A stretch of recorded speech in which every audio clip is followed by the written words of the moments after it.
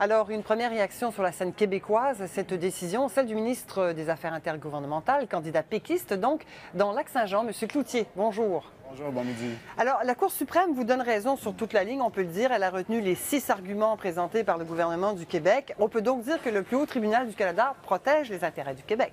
En tout cas, on est extrêmement fiers du travail qu'on a accompli. On est fiers de s'être tenu debout et d'avoir fait entendre les arguments du gouvernement du Québec devant la Cour suprême du Canada. Essentiellement, ce que la Cour suprême vient dire, c'est qu'au Québec, on a un droit civil qui est une caractéristique différente du reste du Canada. Au Canada anglais, ils ont la common law. Au Québec, ils ont le droit civil. Nous avons ce droit civil depuis 1774 et ils ont reconnu cette réalité qui, pour nous, allait de soi. Mais maintenant, il y a eu tout ce cafouillage de la part du gouvernement Harper. On n'en serait pas là si on avait tenu compte de la liste de noms qui a été soumis par le ministre de la Justice du Québec. Vous n'étiez pas les seuls au gouvernement du Québec. Il y avait aussi un avocat ontarien qui a défendu la position québécoise. C'est ça, qui a défendu la position québécoise, qui était concomitante, comme vous disiez.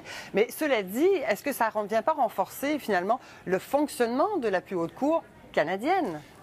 Écoutez, pour nous, ça allait tellement de soi que M. Harper ne pouvait pas procéder de façon unilatérale, ne pouvait pas, en plus, venir modifier par une loi le texte de la Constitution. Ouais. C'était tellement évident pour nous que l'ensemble des formations politiques, il y a eu une motion unanime à l'Assemblée nationale. Le gouvernement du Québec s'est tenu debout, a fait valoir cette position, et maintenant, nous avons raison sur toute la ligne. Mais en même temps, on a perdu des mois. Oui, c'est ça. Mais la Cour aussi, dans son jugement, dit aussi que l'article 6 de la loi sur la Cour suprême là, sert à préserver justement la confiance du Québec envers la Cour. C'est ce que ça vient faire aujourd'hui aussi.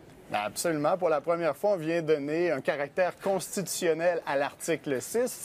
Aussi la prétention du gouvernement du Québec. Et ça montre encore une fois que les enjeux constitutionnels, c'est aussi les vraies affaires. Et c'est pour ça que nous, on dit à M. Couillard qu'avant de signer la Constitution et de signer un chèque en blanc, encore faut-il informer la population, mettre les gens dans le coup, parce que les enjeux constitutionnels sont des enjeux importants. Et là, on a un exemple concret aujourd'hui. Dites, vous n'avez pas un petit commentaire à faire sur le moment choisi par la Cour suprême pour rendre sa décision en pleine campagne électorale au Québec, alors que la question référendaire est posée, et que ça vous coupe ça coupe l'herbe sous le pied de certains de vos arguments, non?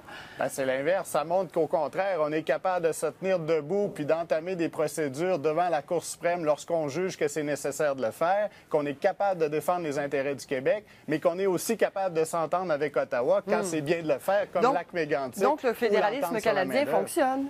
Ce que ça démontre concrètement, c'est que les Québécois peuvent compter sur notre gouvernement, sur le Parti québécois pour défendre les intérêts du Québec. Et ça démontre aussi que les enjeux constitutionnels, on ne peut pas juste rejeter ça du revers de la main, dire qu'on va signer la Constitution sans consulter les Québécois, alors que, comme on le voit, ça a des conséquences bien concrètes dans la vie des gens. Et des enjeux qui vont revenir encore une fois dans la campagne de votre chef, Pauline Marois. On va reparler de Constitution et de référendum un peu autour de ce jugement. L'enjeu référendaire n'a absolument rien à voir avec la décision qui a été rendue. La décision qui a été rendue porte sur la contestation du juge Nadon et donne raison au gouvernement du Québec. Nous avons déposé un mémoire. Les procureurs ont fait un excellent travail, mais je veux rappeler quand même qu'on n'en serait pas là si le gouvernement Harper avait respecté les règles. Alors, on va voir ce qu'en feront vos adversaires. Monsieur Cloutier, merci beaucoup. Merci à vous. Bonne journée.